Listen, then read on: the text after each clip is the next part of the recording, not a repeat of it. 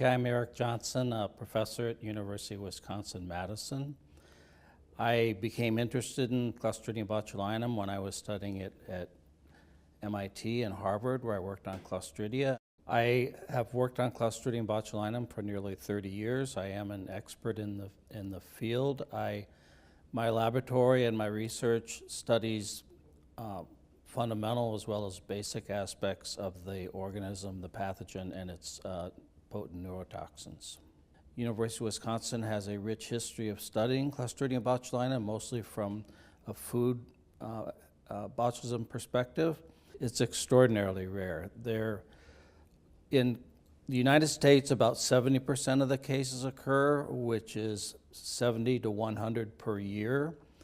And so worldwide, there probably are less than 150 cases of hospitalized infant botulism. Very simply, it's extraordinarily rare and has been virtually non-existent in the dairy industry. Clostridium botulinum spores are prevalent in every region of the world. So most people are exposed likely on a daily basis, including infants. Actually, dust and things other than foods are probably the most common route of spore ingestion. There are no cases known of babies developing botulism from infant formula. There are no foods, to my knowledge, that are routinely tested. It requires considerable time, and there would be so many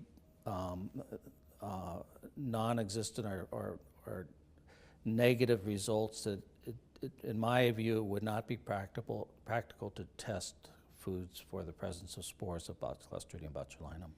In essence, the proactive of Fonterra bringing this to the community and the general public and dairy organizations is appropriate.